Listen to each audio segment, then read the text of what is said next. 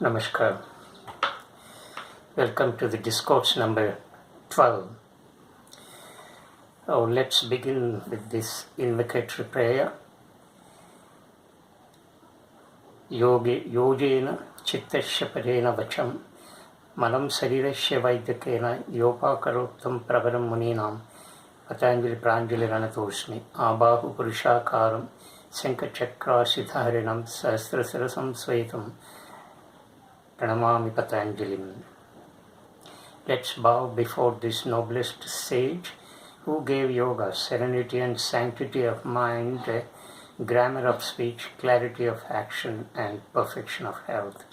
Let's prostrate before this sage who is a reincarnation of Adisesha, whose upper form has a human body, whose arms are adorned with a conch and a disc, and whose head is crowned by a 1,000-headed cobra.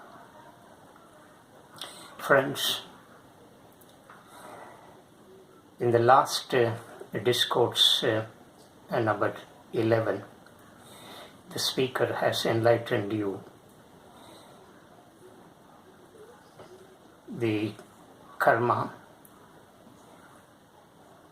in a much more elaborate way.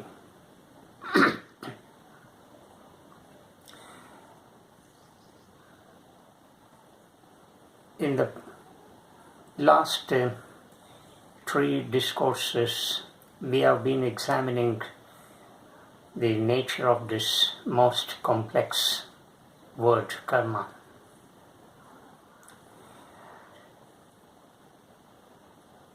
And in the previous discourse, the speaker has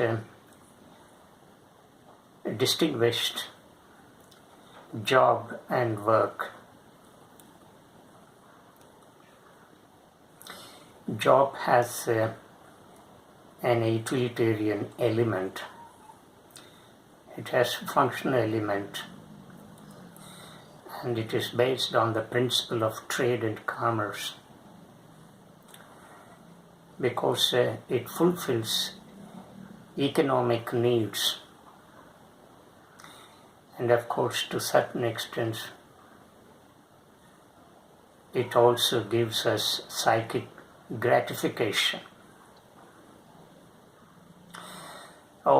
We perform certain tasks given by the institution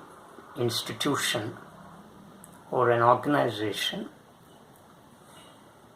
for which we are paid, and with that amount we lead our life. So job makes us survive in this world. It has that element of survival.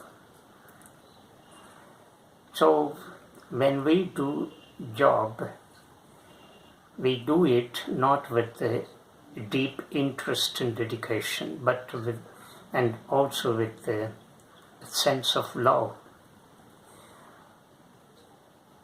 The reason being that it's completely governed by the principle of trade and commerce.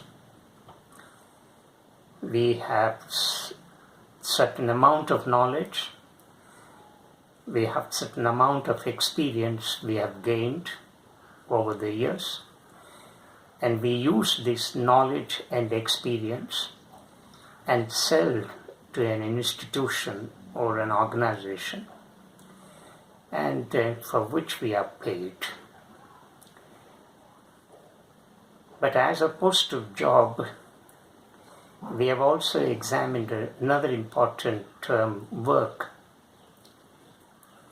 In work, there is no element of utilitarian. It's not governed by the principle of trade and commerce, because we do a piece of work out of love and deep interest. And we do it for the sake of doing the work. And we have no any other motives here. We have no any other intention. We are not seeking any any recognition, fame, or money, or some news coverage. So the element of love is very strong in work. And when we do such works which carry the element of love and interest and sympathy, then we are in the state of yoga. Or yoga happens here and not in the job.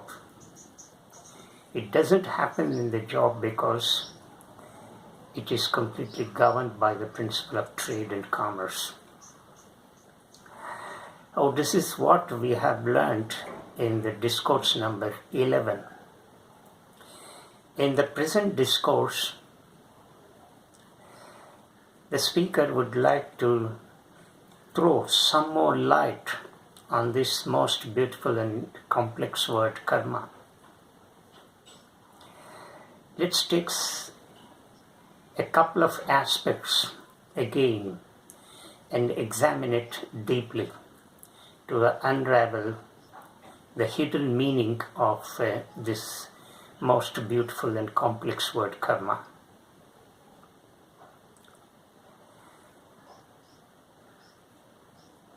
Nobody can escape the consequences of karma.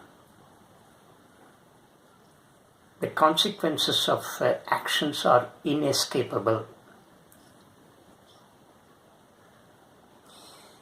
We do the actions, therefore we reap the consequences. If we commit a bad action, we are responsible to reap the consequences of such a bad action. If we do a good action, the consequences of such a good action will come to us only, and it will not go to anyone. If a husband commits a serious offense, say murder, he alone gets the punishment. He alone goes to the prison. His wife will not come to the prison. Oh, you have to go. The husband has to go and serve the life imprisonment. The wife cannot be a partner in this crime. If you commit some offense in an office, if you indulge in corruption, you are suspended, you are placed under suspension, and you have to face the suspension, the pain of suspension. Your wife and your children will not be a part of that pain. I hope the listeners understand this particular point. So, consequences of an action are inescapable, and they have to be borne by the performer. And nobody can be a partner, nobody can share the consequence of such an action done by a particular individual. On the other hand, we have also learned that we perform series of actions every day, numerous actions, countless actions.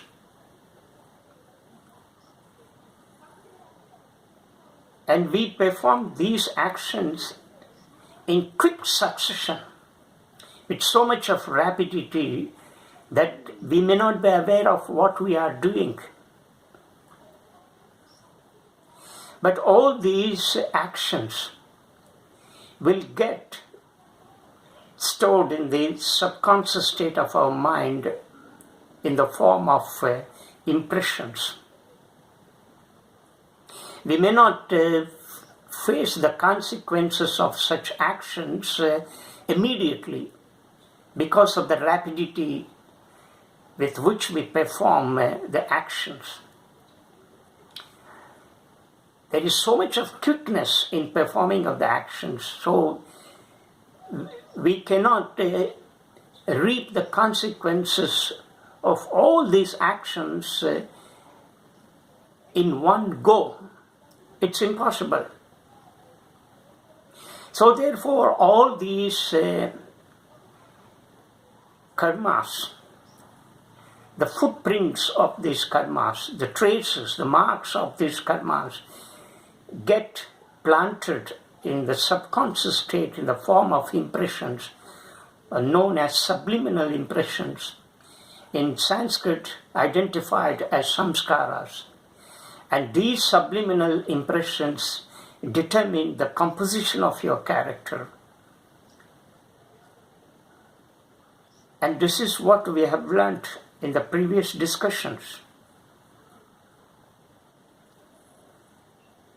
Now, the speaker would like to caution you, saying that we have no control over these actions which had already taken place in the past.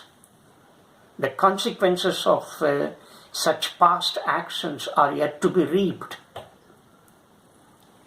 We have no control.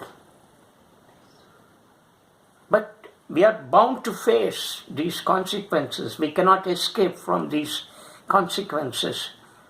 And nobody can share the consequences of these once past actions. Impossible. And we have no control over these past actions, right? Now, the law of karma should not be confused with a fatalistic theory. There is a school called the Fatalistic school. This fatalistic philosophy says that everything is determined by an invisible force called fate or destiny. In Sanskrit, it is identified as vidhi. There are other words, other Sanskrit words like niyoga or karmavashu and so on. But vidhi is more popular term in Sanskrit, and with which we are all familiar. So this vidhi, this fate, is guiding one's life, and therefore all our struggles against the past actions, against the consequences of the past actions, and or any other aspect of our life is meaningless. But such a fatalistic theory is ridiculous, absurd. It is true that our past actions control our life, determine the composition of our character. It is inescapable. To that extent, our life is predetermined. But then we have years of life ahead. If you are 20 years young man, you have another 40 to 50 years of life. If you are 30 years old, you have another 40 years of life ahead. If you are 40, you have another 30 years of life ahead. Or if you are 50, you have another 20 or 30 years of life ahead. So forget about the life that we have led in the past 20 years or 30 years or 40 years, over which we have no control. Because we have done all those actions consciously or unconsciously without knowing the consequences. Sometimes without knowing the consequences of such actions will yield bad results. So we have no control over such actions. It is true. But then we have so much of life ahead. So we can be extra cautious in our life, the present life. This present life decides our future life. Therefore, let's focus on the present. Let us be extra vigilant, extra cautious. We can be extremely aware of what we are doing right now here in the present. And over these actions that we perform in the present and the actions that we may likely to perform in future, we have a control. But we have no control over the past actions. Right? We cannot do anything. We cannot undo all those past actions. Impossible. But we may have to face the consequences, if not immediately, in the distant future. So what the speaker is trying to say is, over the past actions we have no control. Let's not worry about these past actions too much. But we can take care of our life in the present. We can take care of the actions that we do in the present. Yoga talks about the present. It deals with the present life. It doesn't talk about the past.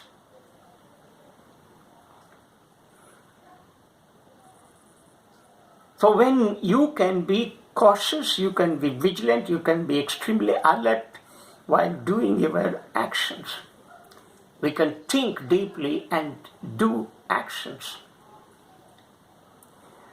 Not only the actions that we perform physically, right?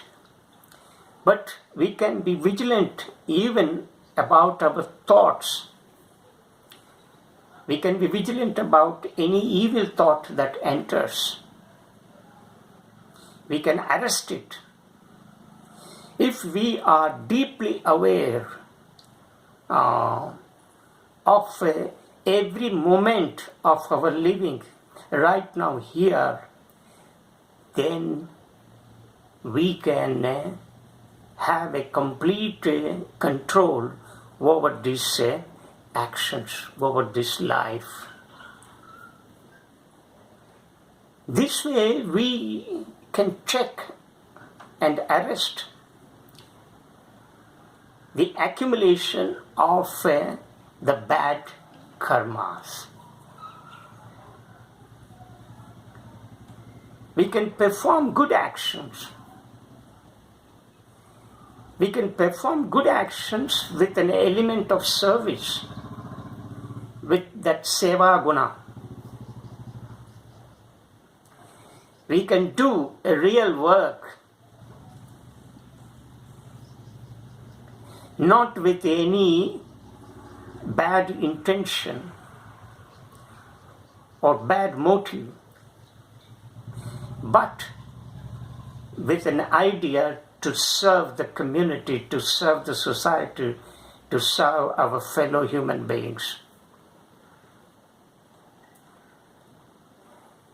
We can develop and nurture good virtues, good values, and good actions.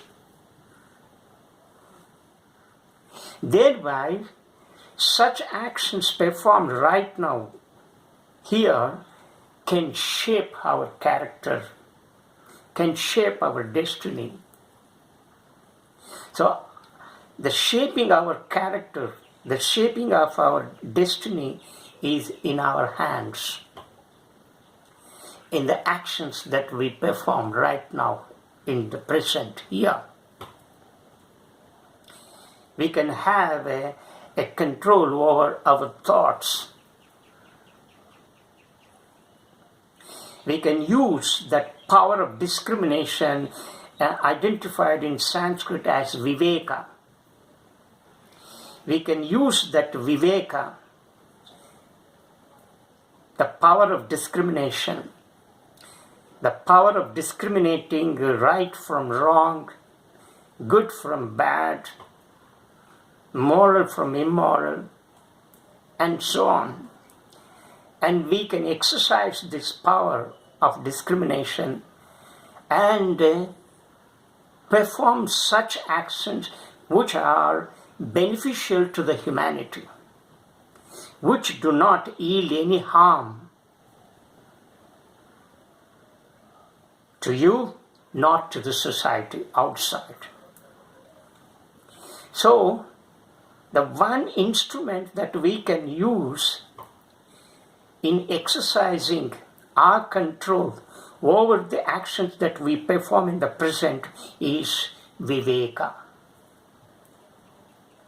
This Viveka is the power of discrimination, the power of distinguishing what is right and what is wrong.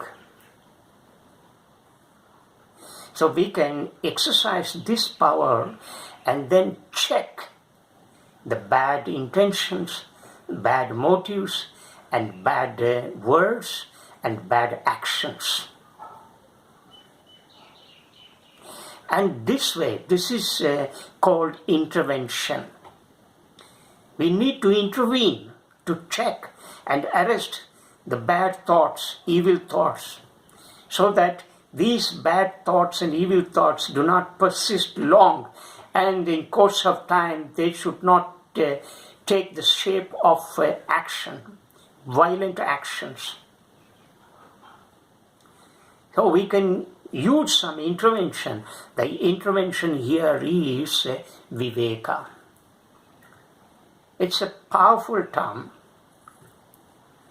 and we can use this Viveka and check our bad intentions and bad motives and bad actions. So, if we exercise this Viveka, we can shape our destiny, our character right now, here. So, our destiny, our character is in our hands right now. Let's take care of the present, not about the past over which we have no control. But if you do not exercise Viveka right now in the present life and perform your actions accordingly, then all these karmas will get accumulated more and more, and you are bound to suffer and suffer. And there is no end for this suffering, and it will be carried from one life to another life, another life, another life, and so on. And the cycle of life and death will be endless. Therefore, let us be vigilant now. Having realized, having learned the complexity of this karma in this discourse, right, in which the speaker has given you the most beautiful instrument called Viveka, and we can use that instrument Viveka in performing our actions in the present. And this way we can be very vigilant, and we can eliminate all bad thoughts, bad intentions, bad words, bad feelings, and bad actions. And we can focus on such actions which yield us good consequences, which in turn be beneficial not only to us, but to our fellow beings in the society. So, yoga is more worried about the present life, your life in the present. It is more concerned about the present life. Yoga does not deal with the past. It deals with the present, right now, here, your life. And your life now in the present here is a reality. And yoga asks you to recognize this reality. And this reality of being present in right now, at this moment, here, in this place. And be vigilant. Exercise this power of Viveka. And have a complete control over your words, your thoughts, and your actions. This is what yoga emphasizes. So thank you very much for listening to me. Namaskar.